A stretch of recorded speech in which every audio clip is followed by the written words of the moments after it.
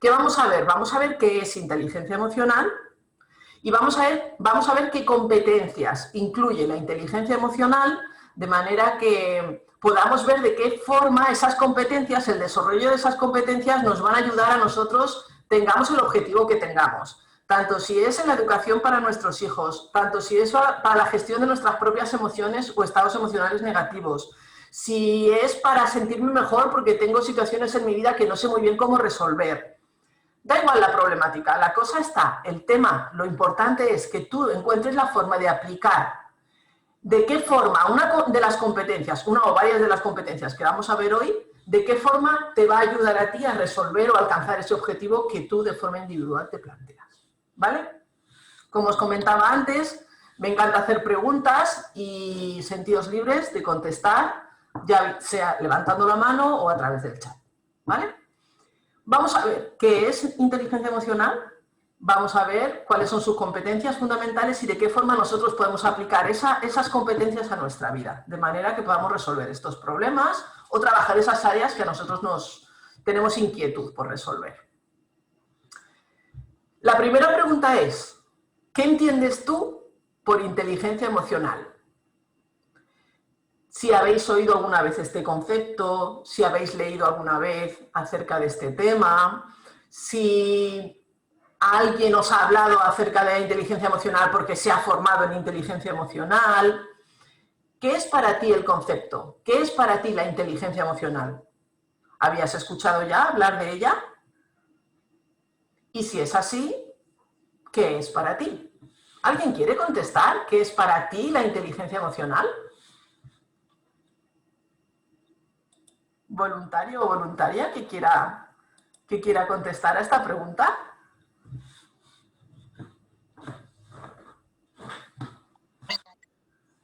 Gemma, ¿querías comentar? Es como la capacidad de la capacidad para primero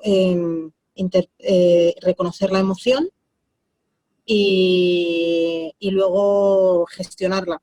Sí, pues eso, la capacidad para reconocer la emoción y gestionarla con el fin que sea, con el fin que desees.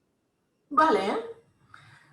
Utilizamos nuestra inteligencia, nuestra parte racional, para gestionar eficientemente nuestra parte emocional, ¿no? De alguna manera tiene que ver con esto, ¿no? Es como una especie de combinación entre dos áreas. Las emociones también están en nuestro cerebro, pero si nosotros dividimos, por un lado, competencias racionales, ¿vale? Todo lo que tenga que ver con inteligencia, y por otro lado, el mundo emocional, si lo dividimos en dos grandes áreas, evidentemente, cuanto más equilibradas estén esas dos áreas, más eficientes vamos a ser. Pensad, por ejemplo, en una persona hiperracional que suprime o desprecia sus emociones. Lo desequilibrado que sería alguien así, que por sus creencias o por su estilo de vida o por su aprendizaje considere que las emociones son todas negativas y que no se puede demostrar ni aprovechar nuestro mundo emocional. O por el contrario, imaginad una persona que es justo lo opuesto, una persona súper emocional, pero que para nada utiliza la parte racional o cree que con atender a las emociones es suficiente o se permite dejarse arrastrar o desbordarse o desgastarse desde las emociones porque no crea que tenga que utilizar su intelecto para combinar ambas partes.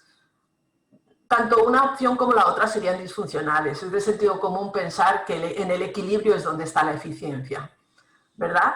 Vanessa comentaba las habilidades que uno tiene para resolver conflictos o gestionar emociones, bien. Y Manuela, afrontar situaciones teniendo en cuenta tanto aspectos emocionales como racionales. Fantástico. Pues muchas gracias. Alguien dice que no tiene audio, que no escucha nada. Ay, pues es que si no escuchas nada, es que no tienes activado. Claro, y no nos oye. Pues no puedo ayudarla desde aquí. Tendrá que consultarlo con alguna persona. Nosotros seguimos, ¿vale? Vamos a dividir los términos. Vamos a dividir los términos para entender en profundidad qué es inteligencia emocional. El concepto lo componen dos palabras. Por un lado, inteligencia y por otro lado, emoción. Inteligencia, ¿qué es inteligencia?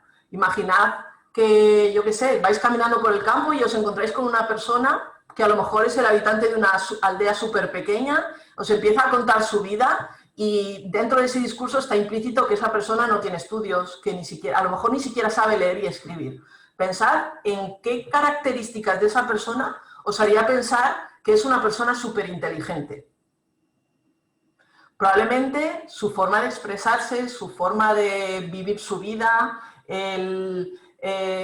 algunos rasgos que vierais de esa persona os podrían llegar a hacer pensar, oh, pues esta persona qué inteligente es, qué bien sabe manejar su vida.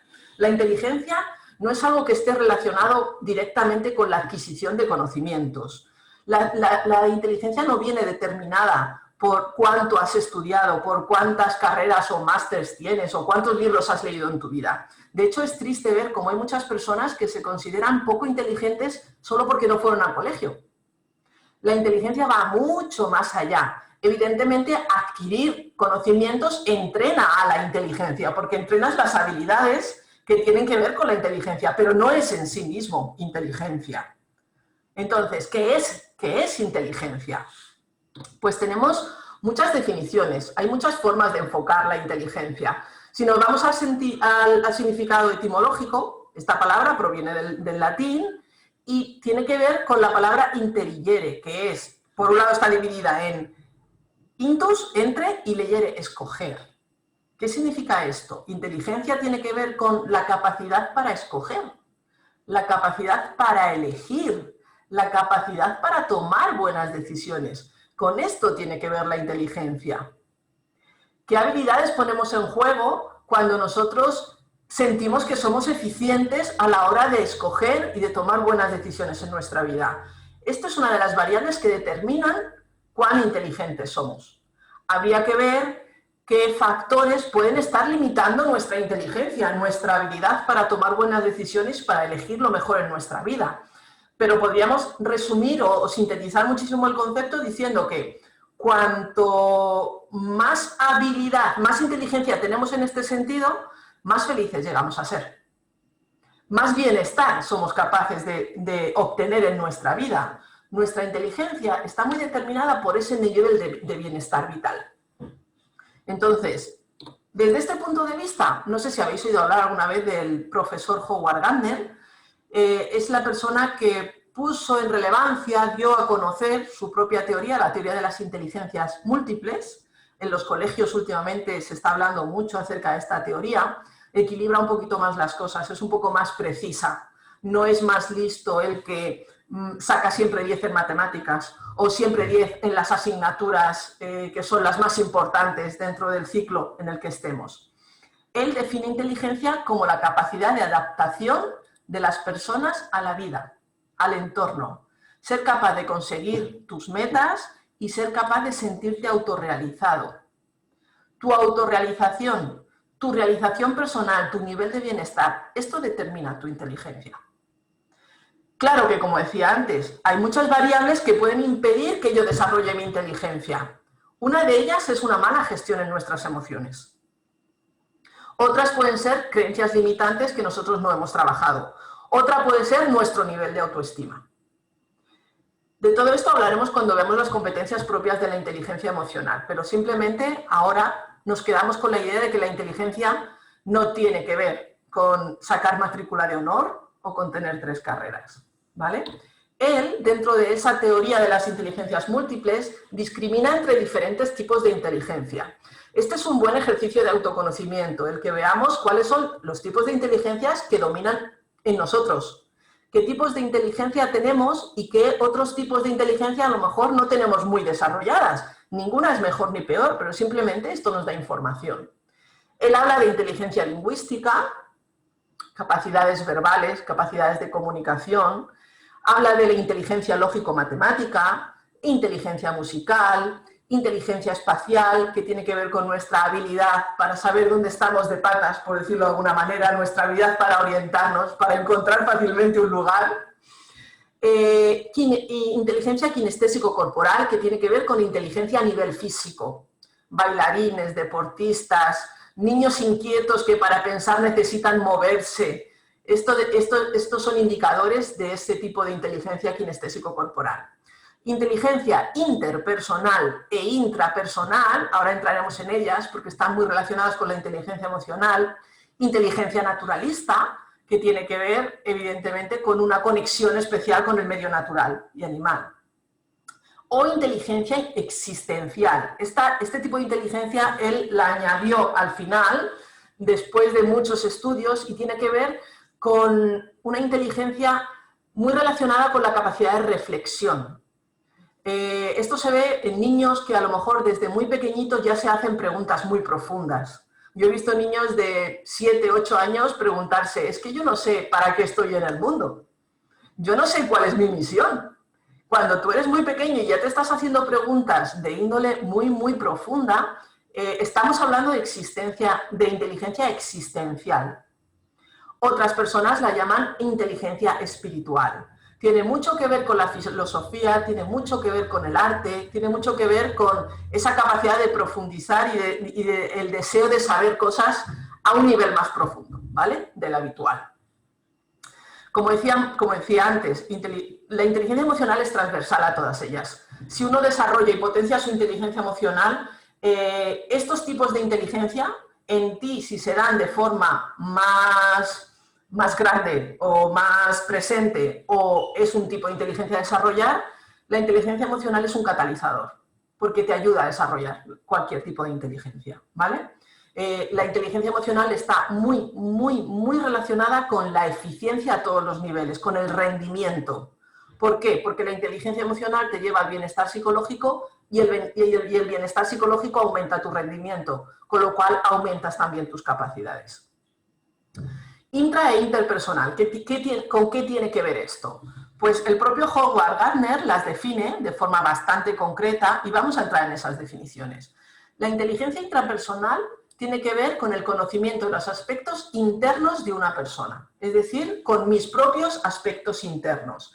El acceso a mi propia vida emocional, a mi propia gama de sentimientos, la capacidad para efectuar discriminaciones entre emociones, ser capaz de ponerle nombre y utilizarlas como medio para interpretar y orientar mi propia conducta. Muy interesante, ¿verdad? Personas súper introspectivas tienen una enorme inteligencia intrapersonal, obtienen mucha información de lo que ven acerca de ellas mismas. Ojo, cuidado cuando yo tengo una enorme inteligencia intrapersonal, pero muy baja autoestima.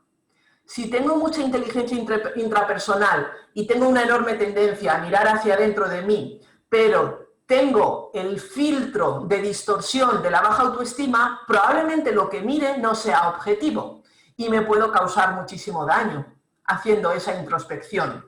Es muy importante que yo me asegure de tener una sana autoestima para potenciar mi inteligencia intrapersonal, porque si no, cuando mire hacia adentro diré, si es que soy una pobre persona, si es que nadie me quiere, si es que como soy tan tímida nunca consigo hacer buenas amistades, porque claro, como soy torpe y nunca sé hablar con los demás de forma auténtica, nos podemos llegar a hacer muchísimo daño si no tenemos una sana autoestima, pero sí tenemos una enorme tendencia a mirar hacia adentro. Esa lupa con la que nos miramos tiene que ser una lupa lo más objetiva posible y esto te lo da la sana autoestima. Pero a priori vemos el potencial que tiene el desarrollo de la inteligencia intrapersonal, ¿verdad? Es muy potente saber orientar cómo yo me muevo por el mundo, cómo yo me relaciono con el mundo desde el interior, ¿vale? Puedo constatar cómo voy creciendo, me conozco muy bien, con lo cual sé cómo utilizar mis puntos fuertes para trabajar mis puntos débiles e infinidad de beneficios más. Ahora vámonos a la inteligencia interpersonal. ¿Qué es inteligencia interpersonal? El propio Howard Gardner dice que se construye a partir de la capacidad para sentir distinciones entre los demás. En particular, contrastes en sus estados de ánimo, en sus temperamentos, motivaciones, intenciones.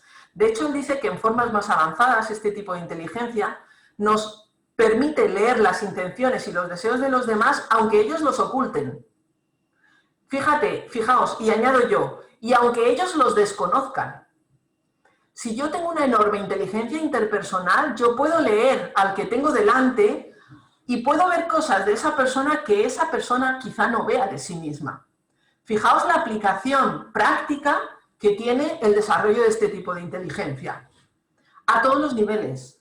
En la educación a mis hijos, con mi jefe y mis compañeros de trabajo, con mi pareja, con mis padres, con mis amigos, con mis vecinos. A todos los niveles, yo creo que en vuestra cabeza podéis estar imaginando ahora mismo la cantidad de beneficios que tiene el tener una enorme inteligencia interpersonal. Nuevamente vuelvo a decir, esta información también tiene que ser correctamente procesada e integrada para que yo tenga un beneficio social a raíz de este tipo de inteligencia. Si no, imaginad este tipo de inteligencia utilizada desde valores no ecológicos. Pues tendríamos a un manipulador de libro. Una persona que no está utilizando valores morales, pero tiene una enorme inteligencia interpersonal, puede utilizarla para favorecerse a sí mismo, aunque perjudique a los demás. Este tipo de inteligencia es muy poderosa, pero hay que saber usarla de forma sana. Hay que usarla desde valores ecológicos, morales, sanos. También podemos utilizarla, evidentemente, en el cumplimiento de nuestros objetivos. Pensad, por ejemplo, mi inteligencia interpersonal, cuánto me puede ayudar, yo qué sé, con mis hijos adolescentes, por ejemplo, que a lo mejor están viviendo momentos de cambio que ellos mismos no se entienden y nosotros podemos darles información precisa acerca de ellos mismos para que ellos se comprendan mejor. O a personas que se encuentran en una situación de dificultad concreta. Si yo soy una persona que se dedica a apoyar a personas en dificultad, necesito desarrollar mi inteligencia interpersonal para tener mucha información de la persona que yo pueda usar en su favor. ¿Se ve esto? ¿Se entiende? ¿Os parece útil el hecho de tener desarrolladas inteligencia inter e intrapersonal? ¿Alguien quiere decir algo al respecto sobre la utilidad de cualquiera de las dos? Ya sea por el chat o os abrís el micro. Yo quiero preguntar si esto se puede trabajar también. Sí, se desarrolla. Y se desarrolla básicamente encontrando los hándicaps, es decir, los frenos a mi limitada inteligencia, ya sea intra o interpersonal, ¿vale? Si tú detectas con mucha claridad dónde está el freno, qué te está impidiendo tener más inteligencia, imaginemos interpersonal. Yo soy una persona con muy poca empatía, soy una persona a la que le cuesta mucho comprender intelectual y emocionalmente al que tengo enfrente. Pues tienes que ver cuál es el freno. ¿Qué te lo está impidiendo? ¿Te lo están impidiendo tus propias emociones? ¿Tu propia carga emocional te está secuestrando y desde ahí no puedes ver al que tienes delante? Trabajando sobre los frenos es como uno la potencia, dándose cuenta de qué te está impidiendo. Evidentemente, si tú tienes mucha inteligencia intra o interpersonal como talento natural, porque has nacido con esa capacidad innata, maravilloso. Pero si no la tienes y la quieres potenciar, siempre vas a poder hacerlo, sin ningún problema, ¿vale? Se desarrolla y se entrena exactamente igual, ¿vale? Manuela nos dice, la inteligencia interpersonal nos ayuda a empatizar con los sentimientos de otras personas. Efectivamente. Hablaremos de empatía esta tarde, ¿vale? Y vamos a aclarar qué es eso de empatizar, cuáles son las formas de empatizar. Bienvenido, Griseldo, que también nos hablas por aquí, por el chat. Bien, pues continuamos. En cuanto a emociones, ¿qué es la emoción? Aquí también me encantaría, si alguien quiere compartir por el chat o quiere compartir, ¿qué connotaciones le das tú a la palabra emoción? Cuando yo pregunto esto, siempre en el módulo de gestión emocional, me encuentro con cosas muy diferentes, ¿vale? Hay personas que para ellos emocionarse es maravilloso, la emoción es algo muy bonito y asocian emoción con bienestar, y hay personas que asocian emoción con vulnerabilidad, con debilidad. Es que yo, por el hecho de sentir determinada emoción, soy más débil, soy más vulnerable. Ya sea porque me destruye el dolor emocional o porque pierdo los papeles cuando me enfado muchísimo o porque el miedo me paraliza y me impide tomar decisiones y me mantiene en un estado que yo no deseo. Hay muchas personas que le ponen connotaciones positivas o negativas a la emoción. Muchas, estadísticamente más connotaciones negativas. ¿Y qué nos indica esto? Pues que no estamos adiestrados con respecto a nuestro mundo emocional. igual que el sistema educativo fomenta mucho el desarrollo de nuestras habilidades intelectuales, no se nos enseña desde pequeñitos a gestionar nuestra dimensión emocional. Y eso hace que muchas veces no sepamos usarla de forma adecuada. Esto nos pasa con la mente también. Muchas veces no sabemos gestionar nuestros pensamientos obsesivos. Muchas veces no sabemos gestionar pensamientos distorsionados. Muchas veces nuestros recuerdos nos llevan a emociones negativas en nuestro momento presente, o incluso a un estado depresivo. O sea, eso es una mala gestión del pensamiento, aunque se nos ayuda a potenciar esas capacidades. Pero es que de la emoción se nos enseña a manejar nuestras emociones, a identificar nuestras emociones y a regular nuestras emociones desde pequeñitos. En general, no. Entonces eso hace que muchas veces consideremos a las emociones nuestras enemigas, cuando nada más lejos de la realidad. Tiene lógica pensar que es un recurso y como tal tiene que tener una utilidad evolutivamente hablando, desde el punto de vista del desarrollo del ser humano, igual que la tiene la mente. Otra cosa es que no sepamos usarla bien, ¿vale? Por eso la inteligencia emocional se centra muchísimo en la gestión de esta dimensión, de la dimensión emocional. A priori, etimológicamente, igual que hacíamos antes, este término viene del latín también y significa movimiento o impulso. Las emociones son un impulso hacia algún lugar. Las emociones nos mueven. Desde este punto de vista podríamos decir que la emoción es energía. Energía de diferente color. Energía que nos dice cosas muy distintas. Cada una de nuestras emociones podríamos decir que tiene un color diferente y que nos da una información distinta, pero nos mueven a hacer cosas. Todas las emociones nos impulsan hacia algún lugar. ¿Qué sucede aquí? Que cuando no sabemos qué información nos da, no sabemos regularlas, hacemos cosas desde la emoción que atenta o que no es acorde a nuestros valores personales y después nos arrepentimos. Eso va haciendo que poco a poco le vayamos dando connotación a la emoción que no es la que tiene en realidad. No es ni buena ni mala, es igual que la mente, no es ni buena ni mala, es necesaria. Todas nuestras emociones son necesarias. Lo que sucede es que en general no sabemos gestionarlas adecuadamente. Incluso las emociones de desagrado. El hecho de que una emoción no sea agradable de sentir no la convierte en una mala emoción. Es tan necesaria como las demás.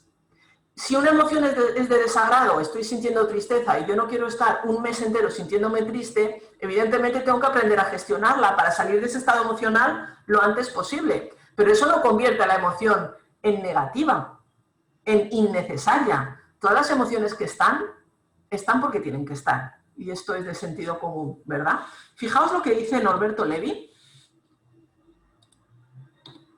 en su libro La sabiduría de las emociones. Es un libro que os recomiendo. Es maravilloso para iniciarnos en el mundo de la gestión de las emociones. Además, cada capítulo es una emoción diferente, se lee súper fácil. Los libros que yo suelo recomendar son libros que son agradables de leer, que no son demasiado técnicos, ¿vale? Porque creo que para iniciarnos en una disciplina, sea la que sea, es mucho mejor que sea placentera la lectura.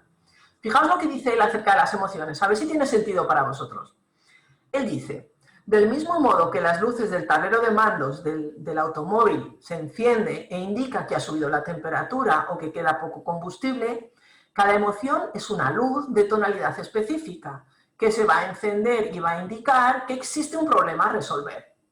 Emociones de desagrado como el miedo, la ira, la culpa, la envidia, son señales que nos alertan acerca de un problema concreto. Su función es remitirnos a ese problema. Esa es la función, pero si yo no sé leer esa información, no puedo gestionar la emoción. Tendría sentido que si nosotros vamos conduciendo y vemos que se enciende el piloto de que falta gasolina, lo tapemos con la mano porque no lo queremos ver, porque madre mía, qué fastidio, ahora me voy a tener que gastar 20 euros en la gasolinera. No tendría sentido. Te está dando una información que tú necesitas tener para actuar en consecuencia. ¿Vemos esto? Os pongo un ejemplo. ¿A quién le gusta sentir culpa? ¿Nos gusta sentir culpa? ¿Nos gusta este sentimiento? ¿A qué no? Vale. Es un sentimiento desagradable.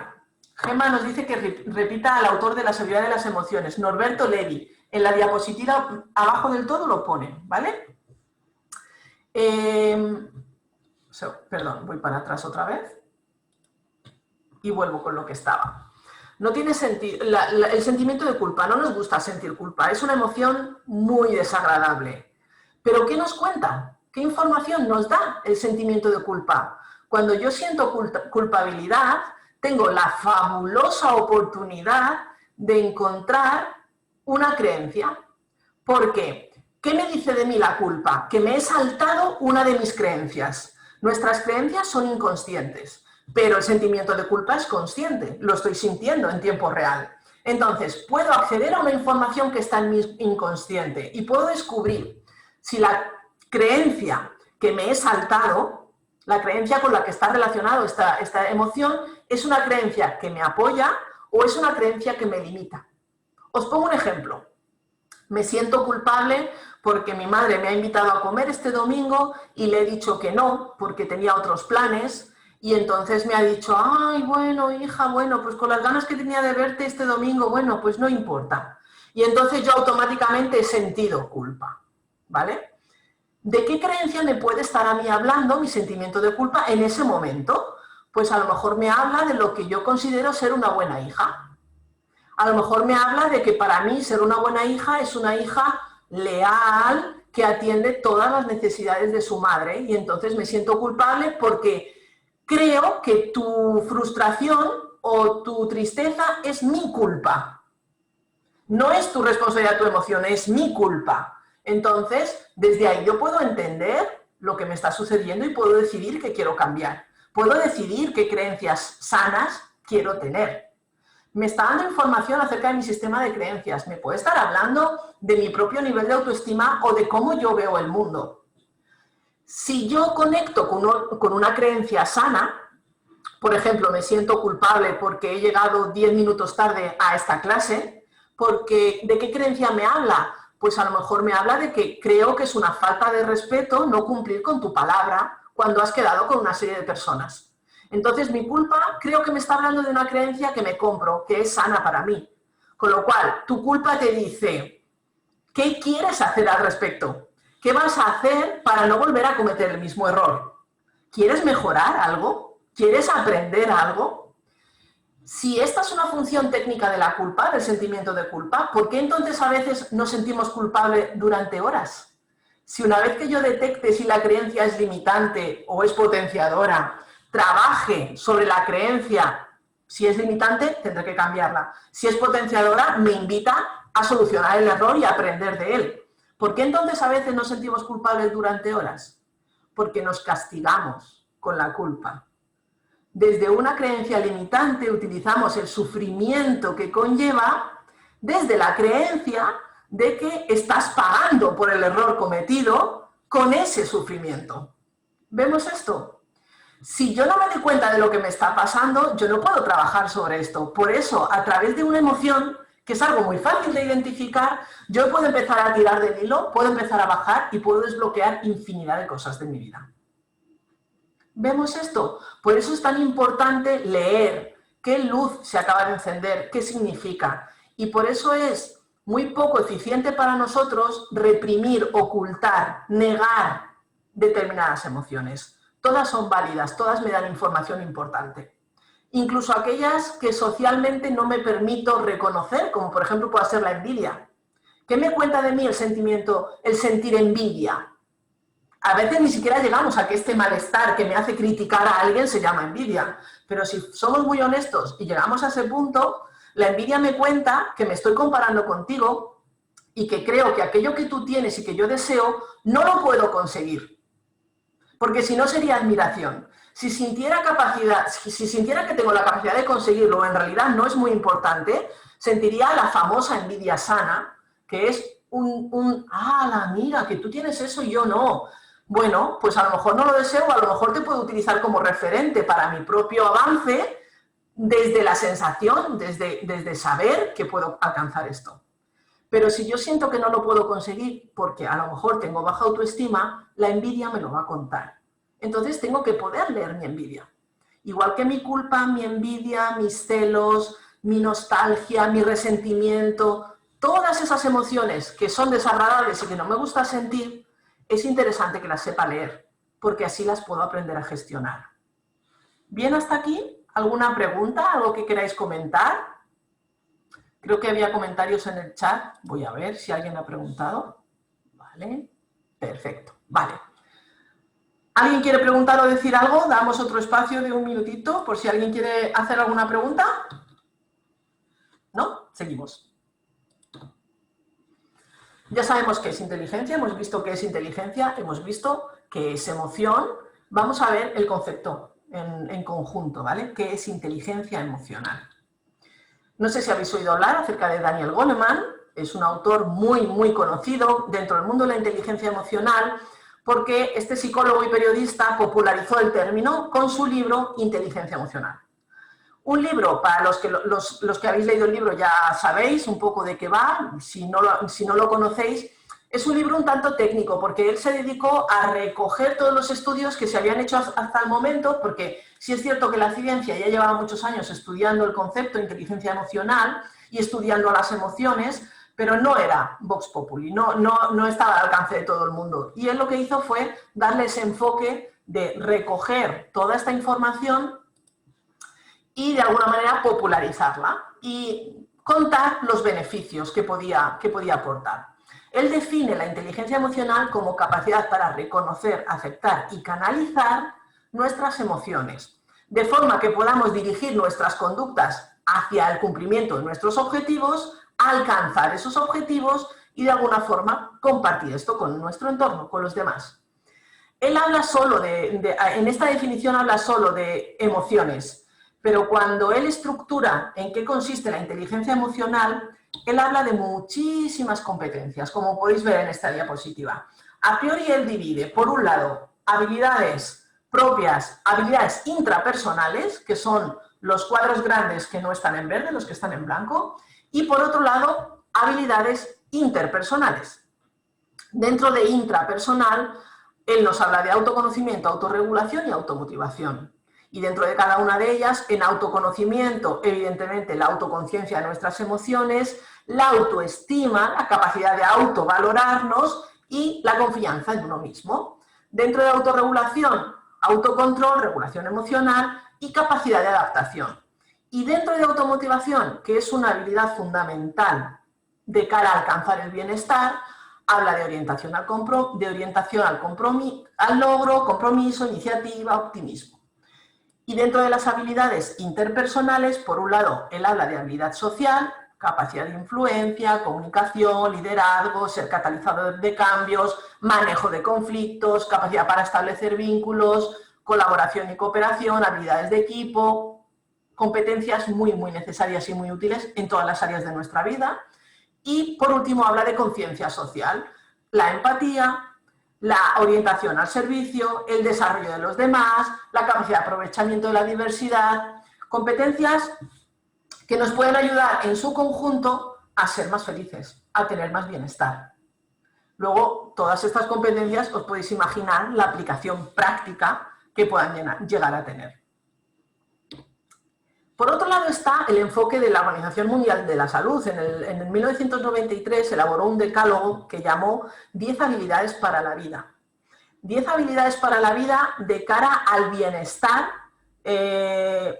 psicosocial, básicamente, porque el concepto bienestar no se refiere solo al mundo físico, no se refiere solo a la ausencia de enfermedad. Cuando hablamos de bienestar también estamos hablando de bienestar a nivel psicológico. Fijaos qué competencias tan interesantes.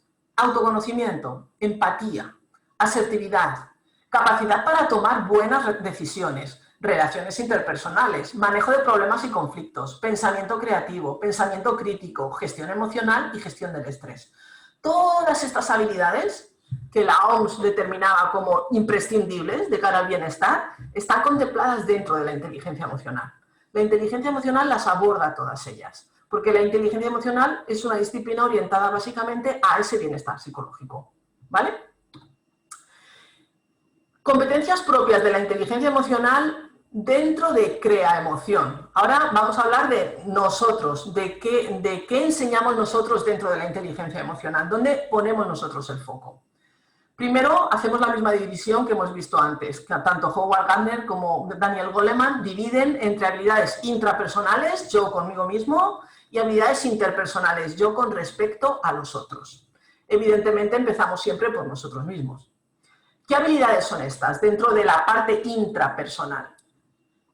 Por un lado, fundamental, la base de todo el desarrollo siempre es el autoconocimiento, ¿vale? Por eso siempre empezamos con la conciencia de uno mismo, con cuánto nos conocemos y con lo importante que es conocernos, ¿vale? Autoconocimiento, a continuación autoestima, por supuesto gestión emocional, psicología positiva, ahora veremos lo que es, proactividad, automotivación y desarrollo del talento, eso dentro de las competencias intra. Y ahora dentro de las competencias sociales, yo con los demás, hablamos de gestión de las relaciones, empatía y escucha activa, asertividad y relación de ayuda. Y aquí sí me gustaría detenerme un momento y preguntaros, ¿cuál de estas habilidades, cuál de estas competencias te llama más la atención y por qué? ¿Cuál te resulta especialmente atractiva?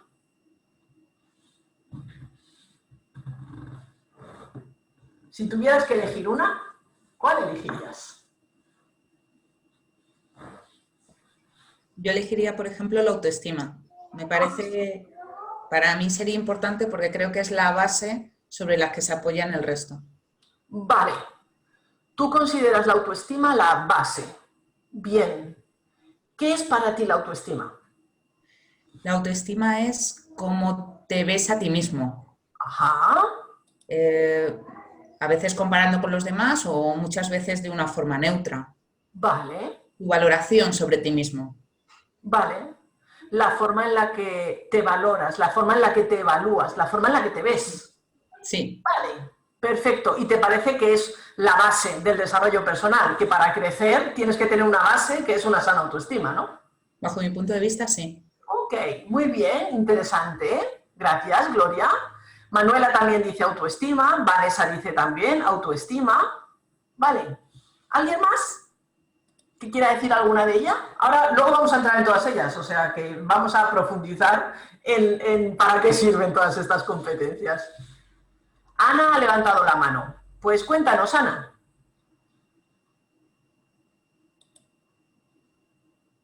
¿Dónde estás, Ana? Que no te veo. Tienes que activar tu micro. Es que como sois un montón, no os veo las caras a todos. Vale. Ahora te veo, Ana. Buenas tardes. Sí, yo creo que generalmente nos enfocamos más siempre en lo que es la autoestima, pues la gestión de las emociones, y yo, por ejemplo, en mi caso, lo que más me está costando es el autoconocimiento, ¿no? Siempre pensamos que todo está afuera, que si tengo tal emoción es porque algo ha ocurrido fuera, y a veces no me doy cuenta que realmente tengo que mirar dentro de mí para ver qué me está diciendo esa emoción, que en sí no es ni mala ni buena, sino que es mi inconsciente quien me la revela y yo tengo que darme cuenta, y a partir de ahí es cómo la puedo gestionar. Entonces, a partir de ahí es todo lo demás, como yo tengo la autoestima, pues todo lo que pone, ¿no? Pero para mí lo que más me está costando ha sido el darme cuenta que tengo que conocerme primero a mí misma, en mi interior, enfocarme dentro, y a partir de ahí, de dentro hacia afuera, cosa que hasta hace muy poquito estaba haciendo todo lo contrario, y me está costando el autoconocimiento, porque a veces es duro aceptar, ¿no?, de las cosas que ves en ti. Dices, anda, esto.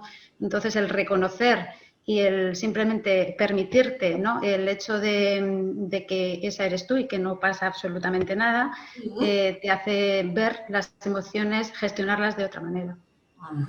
Fantástico. Muchas gracias por tu aporte. ¿El autoconocimiento es importante? Pues veréis. Lo que Ana está diciendo tiene todo el sentido del mundo. Y de hecho, el autoconocimiento es transversal a todas estas competencias. Aunque hay que estructurarla de alguna forma y la vemos la primera, todo lo que se ve en todas las competencias, en todas está implícita el autoconocimiento. De hecho, yo he tenido alumnos que después de estar con nosotros muchísimo tiempo, porque nuestros programas suelen ser muy largos, cuando les preguntas ¿qué te has llevado de esta formación? Y a lo mejor han estado un año con nosotros y contestan, ahora me conozco mejor. porque todo el tiempo estás trabajando para conocerte mejor. En gestión emocional estás en autoconocimiento, en autoestima, por supuestísimo, estás en autoconocimiento, y en habilidades sociales también. El autoconocimiento, evidentemente, es fundamental. Y en un proceso de desarrollo y de crecimiento interior, tu autoconocimiento se va modificando continuamente, porque vas adquiriendo competencias nuevas, vas teniendo resultados nuevos y vas viendo. La visión que una persona tiene de sí misma no es estanca. Si tú piensas en cómo te veías cuando tenías 15 años, cómo te veías a los 30, cómo te ves ahora, tu visión de ti se puede llegar a modificar incluso semana tras semana. No es una fotografía que queda fija, sino que se va modificando. Entonces es interesante que esos datos nosotros los tengamos y los podemos manejar de forma consciente. Tiene infinidad de utilidades. El hecho de conocernos mejor y conocernos cada día más. De cara a sacarnos partido, es fundamental saber lo que tenemos, ¿verdad? Imagínate que tienes un móvil de última generación. Si no lo conoces en profundidad, si no sabes todas las utilidades que tiene, lo vas a utilizar para llamar, hacer una foto, como mucho le pones el WhatsApp y poco más. No le puedes sacar rendimiento real porque no lo conoces. Con lo cual, es una inversión fundamental el querer conocernos cada vez más, a un nivel cada vez más profundo, si queremos mejorar, si queremos sacarnos partido, ¿verdad? Bien, pues gracias también por tu aporte y por tus comentarios.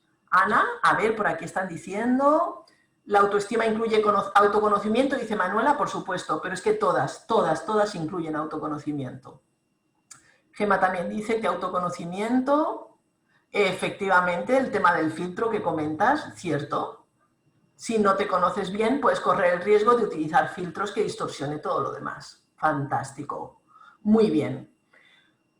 ¿Alguien más quiere destacar alguna de las cualidades porque le llame la atención, porque crea que no la tiene y la quiere desarrollar, por lo que sea? ¿Alguien más quiere elegir una?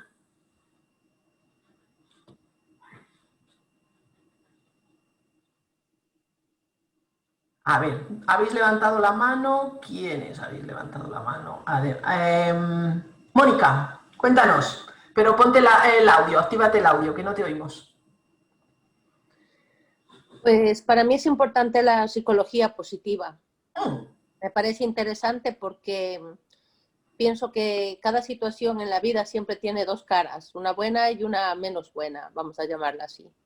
Muchas veces depende de qué forma somos capaces de asimilar o de recibir lo que se está diciendo. Es decir, cuando alguien dice, es que Mónica me gritó, si quitas el me y solamente pones como Mónica gritó, no es una cosa que te entra directamente ni te ofende, simplemente lo dejas ahí. Desde este punto de vista pienso yo que la psicología positiva en cada momento de la vida que tenemos nos hace, no por el resto de personas, sino por nosotros mismos, el hecho de cada vez estar más tiempo en consonancia y tranquilos, ¿no? A gusto, para no permitir que las situaciones externas nos modifiquen en un momento determinado nuestras actitudes o nuestro carácter. Vale. O la forma de accionar. Vale, vale.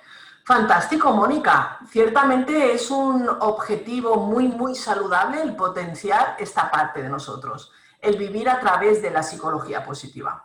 La psicología positiva es básicamente, si hubiera que sintetizar mucho el concepto, es la ciencia que estudia el bienestar. Es una rama de la psicología que se ha centrado en nuestras fortalezas como seres humanos, en nuestros puntos fuertes. Pensad en un proceso terapéutico, por ejemplo. Nosotros aquí no estamos hablando de terapia, no estamos hablando de curar a nadie, estamos hablando de aprender. Pero pensad en una persona que acude a terapia porque tiene un problema. Yo puedo, como terapeuta, atender a tus áreas de mejora, poner el foco en tus áreas de mejora, qué tienes que mejorar, qué te falta, y desde ahí cómo mejorar lo que te falta. O puedo, por el contrario, centrarme en lo que ya tienes, en tus puntos fuertes. Y apoyándote en tus puntos fuertes, trabajar tus puntos débiles. En eso consiste la psicología positiva. Es una ciencia que le da la vuelta a las terapias convencionales. Nace posteriormente precisamente para rebasar una barrera de éxito de personas que, independientemente del enfoque terapéutico, no conseguían mejorar. Y este enfoque, precisamente lo opuesto, aumentó ese ratio. Es decir, más personas eran capaces de mejorar. ¿Cómo? Desde conectar ¿con qué? Con sus puntos fuertes, sus talentos naturales, sus fortalezas de carácter, el desarrollo de determinados facilitadores emocionales, estados emocionales positivos, como puede ser el optimismo, el sentido del humor, la gratitud, el perdón, el amor y, por supuesto, poner el foco en cómo cultivar cada vez más emociones de agrado. Porque nuestras emociones de agrado, como dice la ciencia, que está súper estudiado esto, funcionan a modo de depósito.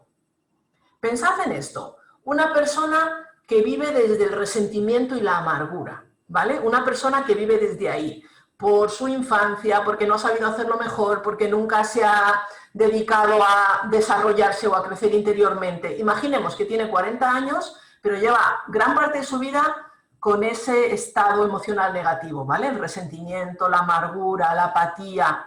Imaginemos que a esa persona le llega una situación dura que tiene que vivir, ¿vale? Por ejemplo, la enfermedad de un ser querido muy cercano o su propia enfermedad o una separación o le despiden de su trabajo. Esa persona está muy desgastada para afrontar esa situación dura. Sin embargo, una persona que consigue cultivar en su vida muchas emociones de agrado, cuando llega a esa situación dura, tiene muchos recursos personales para afrontar esa dificultad. Con lo cual tiene muchas más probabilidades de resolver eficientemente esa situación y de crecer a pesar de una experiencia dura.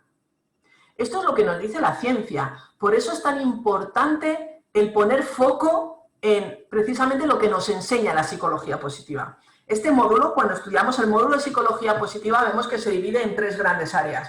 Por un lado, fortalezas de carácter. Para eso tengo que saber cuáles son mis fortalezas, ponerles nombre concreto, talentos naturales, emociones positivas. ¿Qué puedo hacer yo para sentir más elevación, más felicidad, más amor, más gratitud?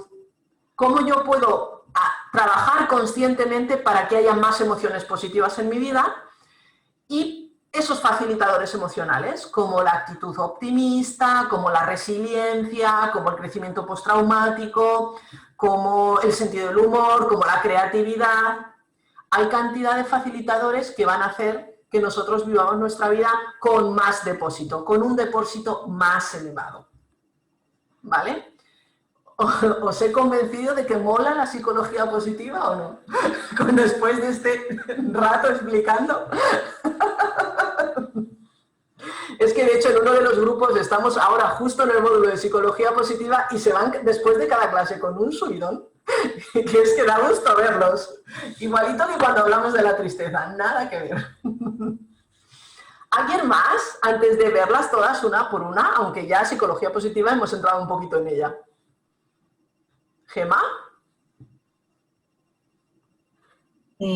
Bueno, a mí me llaman, bueno, aunque creo que para mí la más útil es el autoconocimiento, la que más me llama la atención es la de relación de ayuda, porque yo soy una persona como que tiendo mucho a rescatar y sé que no debo, y no sé cómo hacerlo de otra manera, y sé que se puede hacer de otra manera y que de hecho se debe hacer de otra manera, se debe de hacer de otra manera, pero entonces, aunque no es la base de todo esto, y por eso se ve la última, sí, me parece súper interesante para conocerla, me parece muy interesante y muy enriquecedor para con amigos, para con los hijos, para con familia, o sea, porque al final es inevitable que alguien te cuente sus problemas, todos a lo largo de la vida tenemos problemas, lamentablemente, y bueno, pues el establecer esa relación de ayuda de forma correcta me parece, o sea, tengo mucha curiosidad por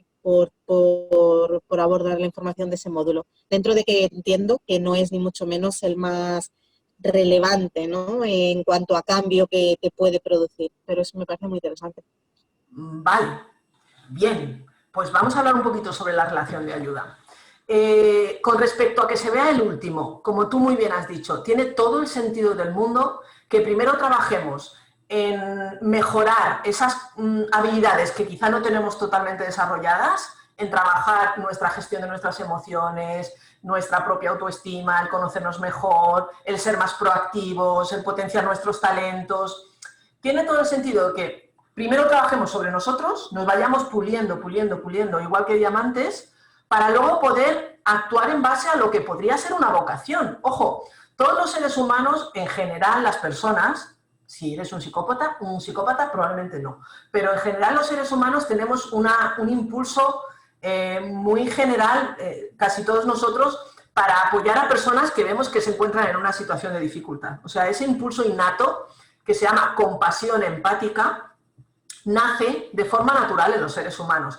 Pero es que además hay personas que en su esencia, su vocación consiste en apoyar a personas que están en una situación de dificultad, con lo cual ese impulso aún estará más marcado en personas que de alguna manera tienen esa vocación, la vocación de ayudar.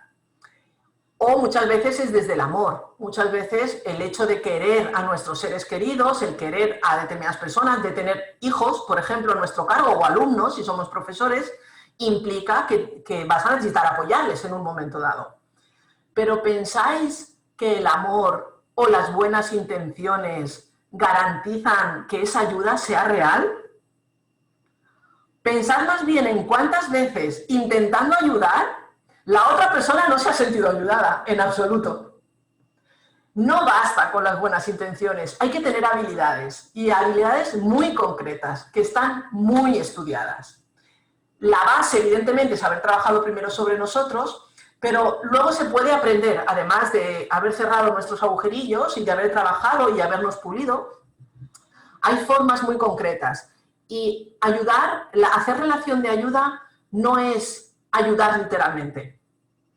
Es algo así como un acompañamiento que permite que la persona rescate sus propios recursos personales. Con lo cual, hacer relación de ayuda no es dar un consejo, ni muchísimo menos dirigir a la persona hacia lo que nosotros consideramos que es la solución. Hacer relación de ayuda es que la persona vea lo suficientemente bien una situación como para que sepa lo que tiene que hacer. Es facilitar que se ayude a sí misma, que crezca a raíz de una situación. Suena chulo, ¿verdad? Suena bien. Podéis imaginar lo satisfactorio que es acompañar a alguien que finalmente consigue tomar una buena decisión, ver algo que no veía y desde ahí crecer. Es maravilloso. Es maravilloso. Es de las cosas más satisfactorias que yo llevo viviendo estos últimos años desde que me dedico a apoyar a personas en el desarrollo personal. Es fantástico. Pero claro, tengo que aprender. No vale que quiera mucho a la gente, no vale mi deseo de ayudar. Hay que desarrollar determinadas habilidades muy, muy, muy concretas, ¿vale? Entonces, es muy bonito hacerlo y presenciarlo, pero requiere primero que nos hayamos trabajado mucho a nosotros mismos. Si no, haremos lo que nuestros impulsos nos hagan hacer. Y muchas veces, a lo mejor somos muy buenos dando consejos. Ojo, nadie dice que no, pero no sabemos hasta qué punto generamos dependencia en los demás dando tan buenos consejos. Si no permites que el otro crezca, a lo mejor eres un ayudador profesionalmente hablando maravilloso, pero tienes un montón de personas a tu alrededor demandando tu ayuda. Al final se trata de generar autonomía en los demás. Pensad, por ejemplo, en nuestros hijos, en la educación de nuestros hijos. ¿Qué queremos? ¿Hacerles dependientes de nosotros o que sean capaces de crecer con cada situación que viven? Y es algo así como cuando les educamos desde pequeñitos. No te voy a atar los cordones todos los días. Voy a hacer que aprendas a atarte los cordones. Pues eso ya está hecho. Pues imagínatelo a nivel psicológico, a nivel de su bienestar. Te acompaño a que veas la situación de una forma más profunda de la que tú la ves. Te ayudo, facilito un proceso en el que tú estás momentáneamente secuestrado por tus propias emociones hasta que tú puedas ver por ti mismo la solución. La pongas en práctica, te funcione y crezcas. Crezcas en recursos, crezcas en autoestima, crezcas en habilidad. ¿A que suena bien también? Suena chulo, ¿no? Muy útil también la psicología positiva. Por ahí había más manos levantadas. ¿Quién más ha levantado la mano? Mónica, ¿has levantado la mano?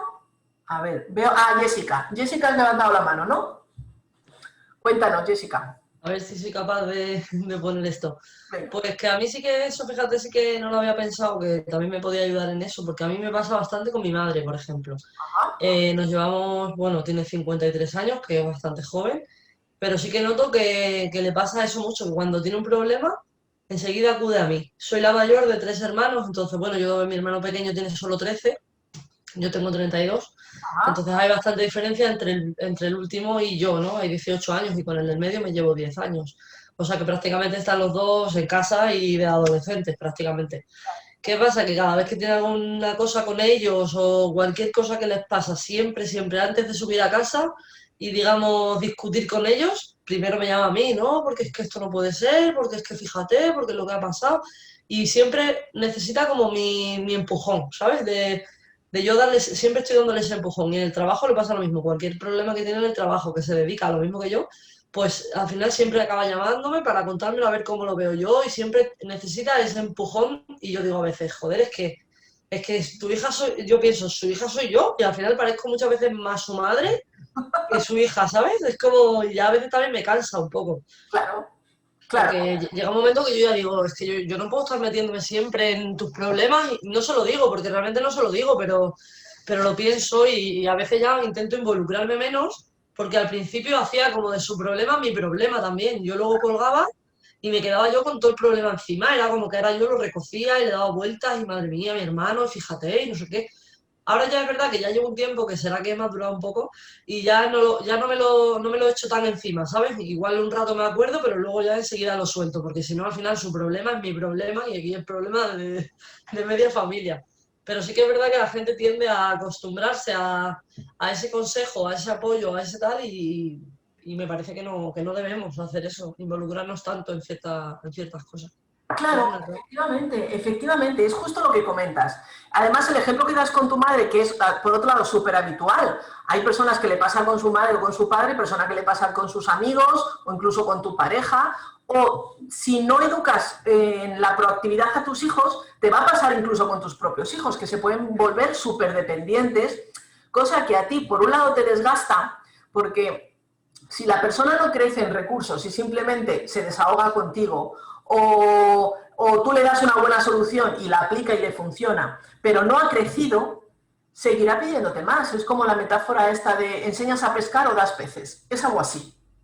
Si tú sigues dando peces a la persona cada vez que te los pida, la persona se acomoda, porque es mucho más fácil que me des un pez a que me enseñes a pescar y yo sea autónoma en ese sentido. Cosa que para el ayudador, por un lado, te lleva al desgaste y por otro lado te lleva muchas veces a la frustración. Porque a lo mejor tú das un consejo y la persona no está preparada para aplicar eso que tú le estás diciendo que haga. Y entonces sigue teniendo el problema. Pensad, por ejemplo, vamos a pensar en una pareja, no en una pareja literal, sino en dos personas que se complementan desde sus carencias. Como pueden ser un ayudador que necesita a muchas personas con problemas para sentirse bien y una persona dependiente, una persona victimista. No dependiente, victimista.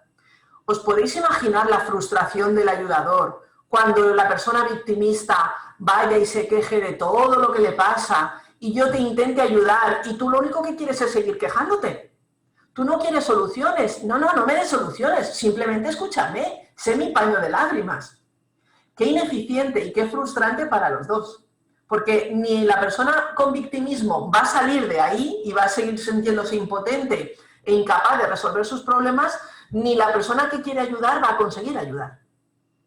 Entonces es mucho mejor que el enfoque que le demos cuando una persona que está en una dificultad acuda a nosotros es: yo te acompaño en tu autonomía, en tu capacidad para crecer, asumir tu situación, activar tus propios recursos y solucionar. Es más, es que hasta te fabricas tú solito la caña. Ni siquiera te tengo yo que enseñar a pescar. Se ve. Esto es algo que suele pasar a muchas personas, ¿vale? Sobre todo personas con vocación de ayudar a los demás o bueno, o que tienen a personas que se han acomodado a apoyarse en nosotros. Si, como decía Jessica, nos lo llevamos al terreno personal, nos va a desgastar muchísimo.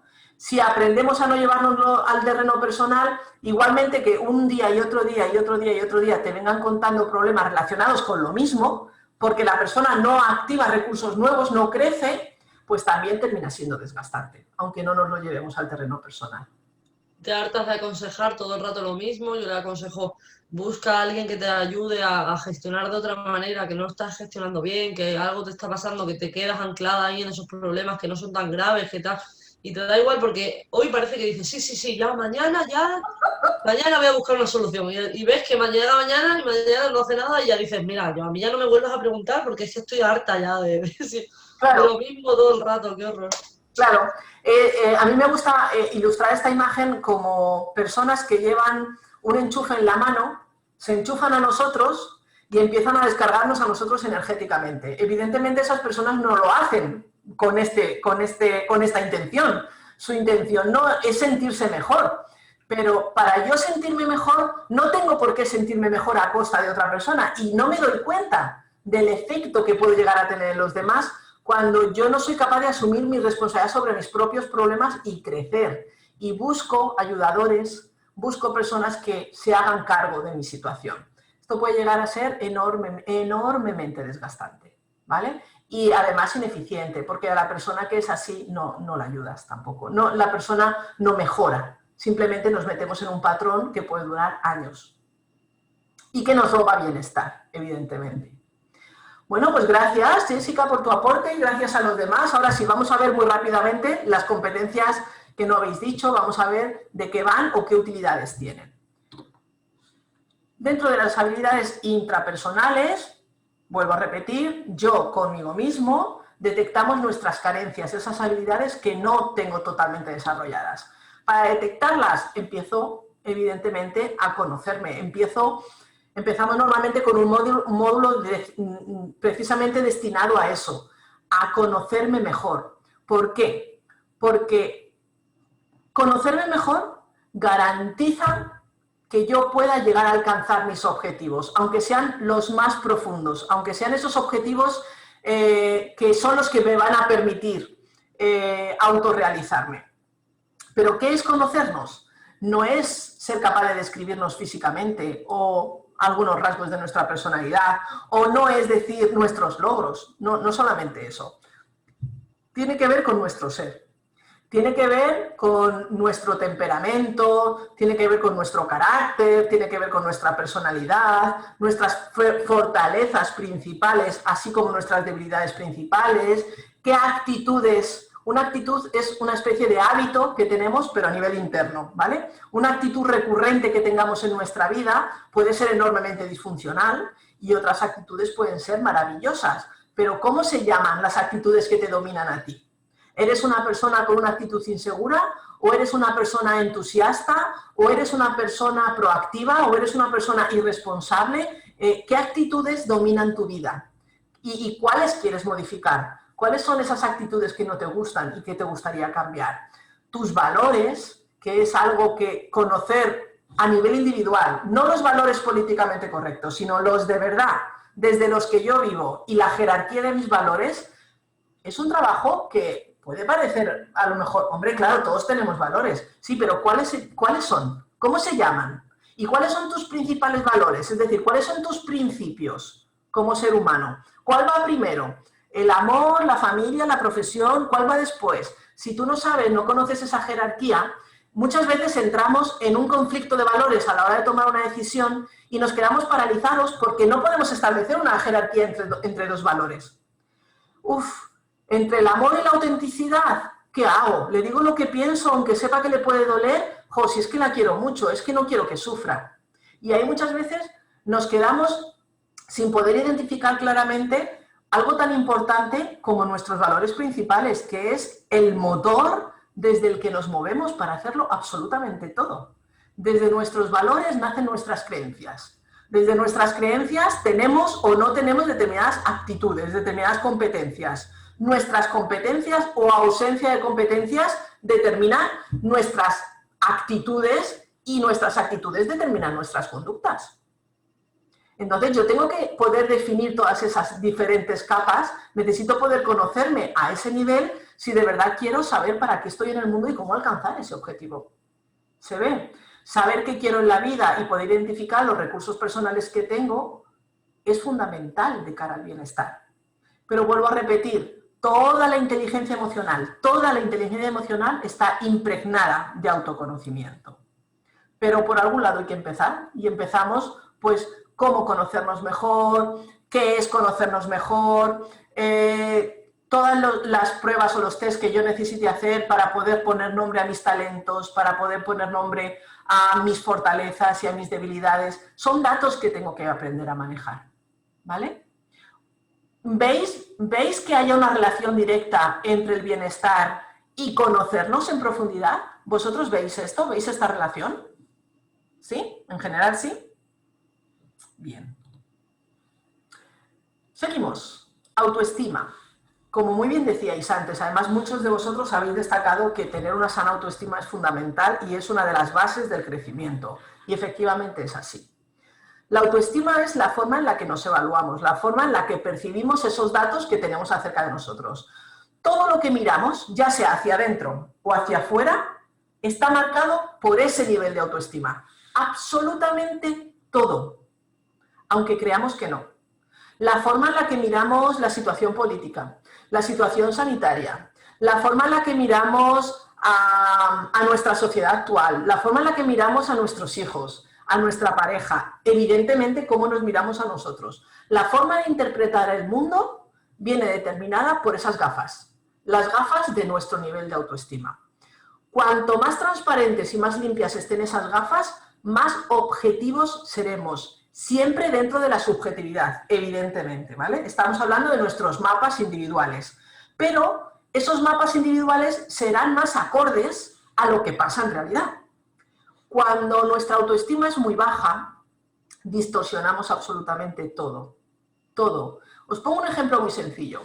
Imaginaos que entráis al portal de vuestra casa y os cruzáis con un vecino que tampoco es que sea vuestro amigo del alma, pero bueno, tenéis una relación más o menos cordial con él. Cuando pasa muy rápido a vuestro lado, le dais los buenos días con mucha cordialidad y vuestro vecino ni siquiera os mira a la cara, sigue para adelante. ¿Qué es lo primero que vais a hacer? Después de la sorpresa de, bueno, ¿qué ha pasado aquí? Si no es una conducta habitual, si tú normalmente cuando das los buenos días te responden con buenos días, pues a lo mejor primero te sorprendes. Lo segundo que vas a hacer es interpretar. Quieres entender qué ha sucedido y como no tienes el dato, porque no estás dentro de la mente de tu vecino, vas a interpretar qué es lo que ha sucedido. ¿En función de qué? De tu nivel de autoestima. Si tienes una autoestima sana y eres más objetivo, contemplarás miles de opciones que no tienen por qué incluirte. Pero si tienes baja autoestima, lo más habitual es que personalices. Porque una de las distorsiones cognitivas más propias de las personas con baja autoestima es la personalización, la tendencia a considerarnos los protagonistas de las situaciones. Puede que pienses, pero bueno, ¿y este maleducado? ¿Pero qué le habré hecho yo para que me trate así? ¿Pero y quién es él para no devolverme a mí el saludo? O a lo mejor si tienes muy baja autoestima y eres muy sumisa o muy sumiso, puedes pensar, ¿le habré hecho algo? A lo mejor el otro día él me saludó y yo no le contesté y ahora a lo mejor está enfadado conmigo. Pero a lo mejor no se te ocurre pensar que le acaban de llamar del colegio que su hija se ha roto una pierna y no está viendo a nadie. ¿Se ve esto? No es que cuando tengamos sana autoestima somos capaces de leer el futuro, la mente de las personas y tenemos una bola de cristal, pero es que nos vamos a limpiar de tantas distorsiones cognitivas que nos llevan al malestar, tantísimas, no vamos a personalizar inmediatamente cualquier cosa, ¿vale? Seremos más capaces de poner el foco en los demás y desde ahí interpretar a menudo de forma mucho más objetiva. Y sobre todo nos vamos a quitar un montón de dependencias. La persona con baja autoestima es dependiente del entorno, necesita que el entorno le aporte seguridad, le aporte amor incondicional y le aporte respeto, valoración. Desde ahí podemos tener muchas conductas orientadas a que me reconozcas, a que me quieras, y desde ahí soy muy sumisa, hago todo lo que me pidas, no me planteo qué es lo que yo necesito, estoy muy centrada en tus propias necesidades, o soy una persona con muchísimos miedos que necesito un referente que me aporte la seguridad que yo no tengo dentro de mí. Esto me convierte en dependiente. Cuando yo trabajo mi autoestima, gano en independencia, soy mucho más autónoma. Evidentemente, pues me va a encantar un elogio, me va a encantar una alabanza, me va a encantar que me aprecies y que me quieras, pero no, mis conductas no están orientadas a conseguirlo.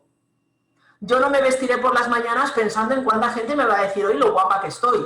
Me vestiré o me arreglaré o me comportaré de una forma mucho más auténtica porque no estará en mí esa necesidad de recibir del entorno aquello que yo no siento que tengo.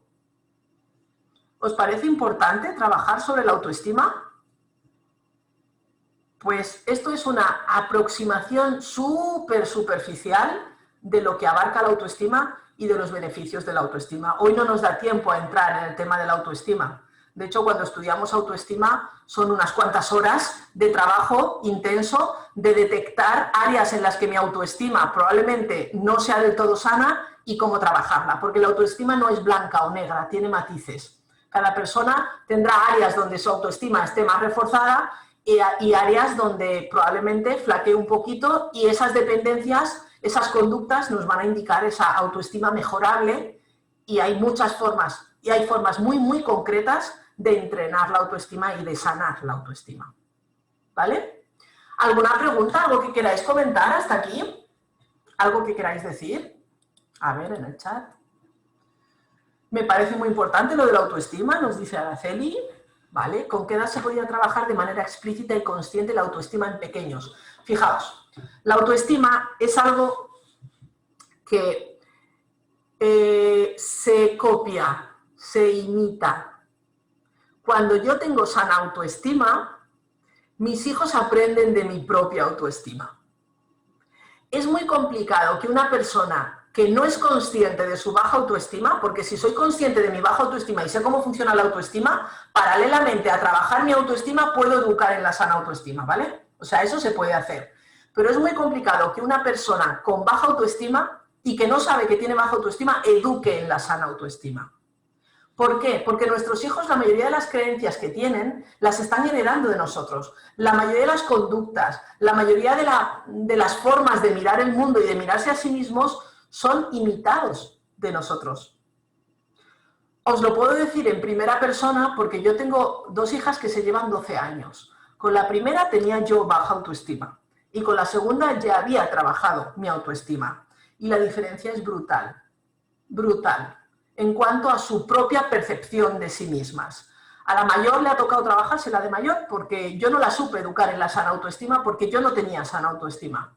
Entonces, su percepción de sí misma se vio contaminada por mi propia percepción de mí misma, que no tiene nada que ver con tu percepción de tus hijos, ¿vale? Ellos se van impregnando de cómo tú te ves a ti, no de cómo tú les ves a ellos. ¿Se ve esto? Entonces, es muy importante, si tú quieres educar para una sana autoestima a tus hijos, que trabajes la tuya. Fundamental. Es fundamental, ¿vale? Seguimos. Gestión emocional. Este es uno de los módulos más largos que hay, porque abarca mucho contenido. La dimensión emocional, educar nuestra dimensión emocional no es algo que se pueda hacer en 2 días y además es muy amplio. Por un lado está la gestión de las emociones, pero para gestionar tus emociones tienes que conocerlas, tienes que tener autoconciencia emocional. No vale el me siento bien o me siento mal, tengo que poder poner nombre a ese malestar. Tú acabas de tener una discusión con un buen amigo y te sientes fatal después de esa discusión. Pero ese fatal, ¿qué significa? ¿Estás decepcionada o estás frustrada? ¿O sientes impotencia? ¿O estás resentida? ¿Qué es? ¿Es desilusión? ¿Es frustración? Tienes que poder poner nombre, porque cuando le pones el nombre, entonces sabes qué información te está trayendo. Cada emoción nos aporta una información concreta. Entonces tienes que tener primero autoconciencia de qué emoción sientes y luego beneficiarte de todo el autoconocimiento que te da el hecho de estar sintiendo esa emoción en ese momento. Y luego aprender a gestionarla. ¿Vale? Entonces, necesito conocer emociones, necesito saber qué me cuentan las emociones y necesito técnicas de regulación emocional. Y luego hay otra cosa que también es muy importante, que son patrones de respuesta emocional. Los patrones de respuesta emocional es cuando una reiteración en una serie de emociones a lo largo de toda nuestra vida hace que una emoción llegue a formar parte de mi personalidad, de manera que controla, domina todas las áreas de mi vida. Hay personas muy resentidas que no es que ahora yo en un momento puntual siento resentimiento, no, es que vivo desde el resentimiento o vivo desde la culpabilidad, ¿vale? Entonces estamos hablando de patrones de respuesta emocional, o vivo desde el victimismo, por ejemplo. Aquí también podemos entrar y aquí también podemos regular, podemos entrenar a la inversa, podemos salir de nuestros patrones de respuesta emocional, ¿vale? Entonces, esto es un poco lo que abarca, pero son bastantes horas de formación, todo lo que tenga que ver con aprender a sacarle partido a nuestra dimensión emocional, de manera que ganemos en eficiencia vital. Cuanto mejor gestionamos esta dimensión, más eficientes somos. No es que dejemos de sentir, es que sabemos beneficiarnos de cada una de nuestras emociones, ¿vale? Y sabemos sacarles partido a toda esa energía. Vamos muy rápido porque nos quedan 5 minutillos nada más y os quiero contar al menos lo más importante de cada una de ellas. De la psicología positiva ya hemos hablado. La proactividad es una actitud fundamental de cara al bienestar. La proactividad es lo contrario a la reactividad. La reactividad es el victimismo, ¿vale? La persona que cae en un patrón victimista es una persona que tiene una serie de creencias, principalmente la de que no tiene la capacidad de afrontar una situación. Pensad en una víctima, literalmente hablando, ¿vale? Una víctima, por ejemplo, de un atentado terrorista. Yo soy una víctima de una bomba que me ponen en el coche o de una bomba en un tren porque literalmente no he tenido recursos. Yo no soy Superman. Y si he tenido un accidente o he perdido mis piernas porque un terrorista ha puesto una bomba en el coche, yo no tenía un recurso. Por eso soy una víctima. No me queda otra que sufrir las consecuencias, ¿vale? Entonces, una víctima es una persona que no tiene recursos ante una situación, solo le quedan sufrir las consecuencias. Ahora pensad que yo tenga una actitud victimista ante lo que me sucede, ante cualquier cosa, ante cualquier circunstancia. Mi creencia fundamental es la de que yo no tengo recursos. ¿Y eso qué va a limitar? Mi capacidad para encontrar esos recursos y solucionar la situación. El victimismo es enormemente disfuncional. Enormemente disfuncional. Y la proactividad es justo lo contrario. Es la actitud que tenemos que entrenar para vivir desde la responsabilidad, entendida como habilidad para dar respuesta a lo que me pasa, y desde la libertad para elegir qué actitud quiero tener ante lo que me sucede. Os recomiendo en este sentido el libro de Víctor Frank, El hombre en busca de sentido. Es un libro bastante conocido que ilustra precisamente la esencia de la proactividad, porque él con su vida personal demostró, al estar preso en un campo de concentración, que tú puedes elegir siempre, no te pueden quitar esa libertad última, la de elegir cómo vas a responder a lo que te sucede. Tú puedes estar preso en un campo de concentración, pueden tener tu vida en sus manos, pero no te pueden quitar la libertad de responder como tú quieres responder ante eso. ¿Qué actitud quieres tener ante eso? Si en circunstancias tan extremas se puede hacer eso, se puede hacer a todos los niveles.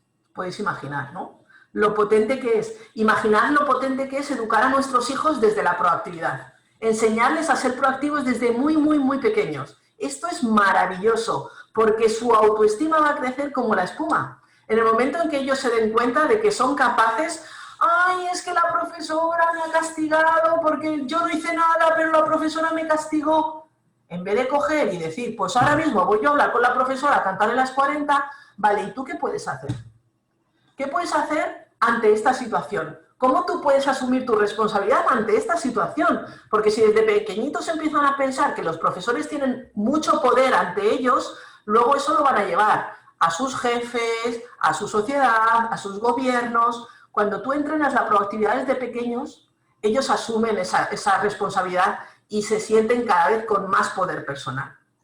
Y nosotros como adultos, pues siempre vamos a estar a tiempo de trabajar nuestra propia proactividad.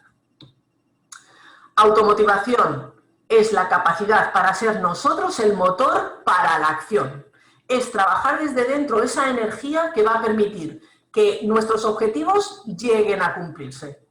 Pensad en la cantidad de veces que saboteamos nuestros propios objetivos, que nos planteamos un objetivo y no llegamos a alcanzarlo. Si yo tengo la capacidad, he aprendido a desarrollar la capacidad de mantener una conducta lo suficientemente en el tiempo hasta que yo alcanzo el objetivo, alcanzar mis objetivos me va a llevar al bienestar. Y esto también es algo que hay que aprender. ¿Cómo? Dándote cuenta de cuáles son las variables que te están impidiendo alcanzar esos objetivos y trabajando las actitudes necesarias. Este también es un módulo que también tiene unas cuantas horas. Esto os lo estoy contando así en 2 minutos, es una pincelada nada más para que veáis que es útil, pero tiene miga. La capacidad de automotivarnos, de ser nosotros el motor para la acción y que no tenga que ser lo de fuera lo que nos dé ese empujón. ¿Vale? Desarrollar nuestros talentos, identificar nuestros talentos. ¿Está relacionado con el bienestar y el crecimiento personal? Definitivamente sí. Y detectar los talentos en los demás. Si yo soy padre, yo soy madre, que yo vea los talentos con claridad en mis hijos, va a hacer que ellos tengan una visión mucho más completa de ellos mismos y que puedan potenciarlos y desarrollarlos de forma sana. ¿Qué suele pasar con el talento? Que son esas capacidades que sobresalen en nosotros con respecto a otras capacidades, que al no ser detectados, muchas veces juegan en nuestra contra. ¿Cuántos niños o niñas son etiquetados de mandones porque tienen el talento del liderazgo, por ejemplo, y no lo saben gestionar, no saben utilizarlo correctamente? ¿O cuántos niños con una enorme creatividad son tachados o son etiquetados negativamente desde ahí?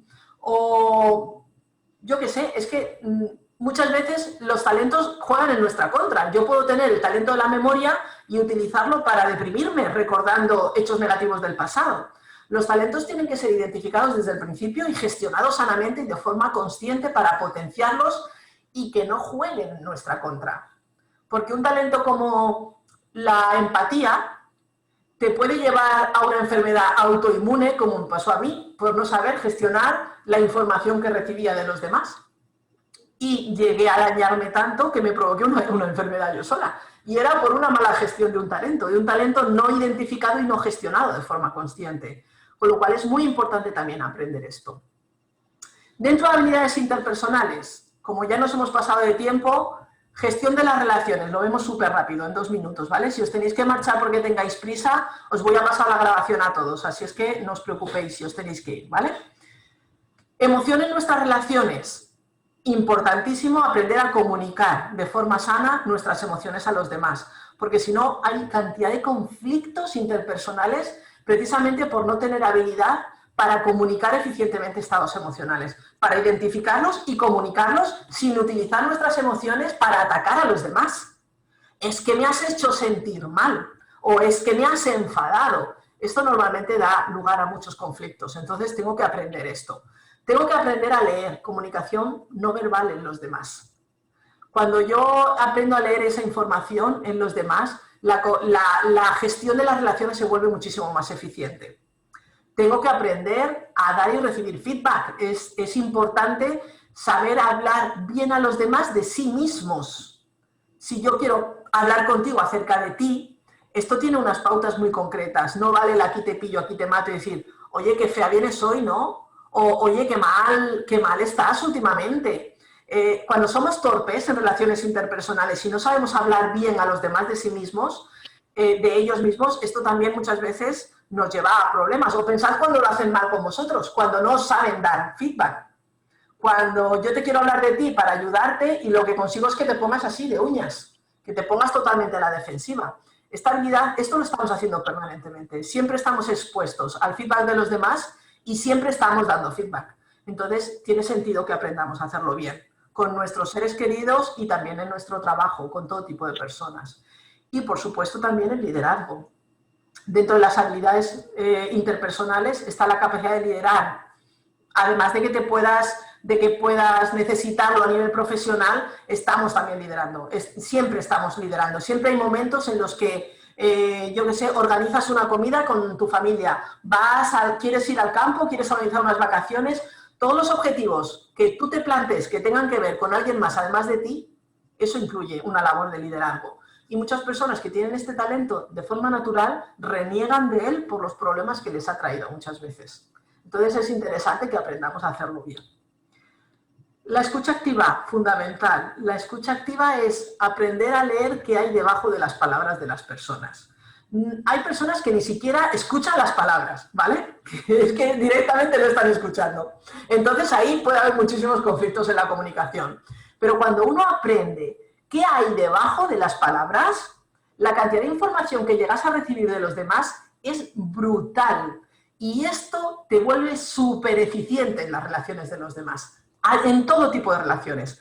Si tú debajo de las palabras estás leyendo una actitud, estás leyendo una creencia, estás viendo valores, estás viendo el nivel de autoestima de la persona, estás viendo tantas cosas que esto te puede volver un maestro en el arte de las relaciones.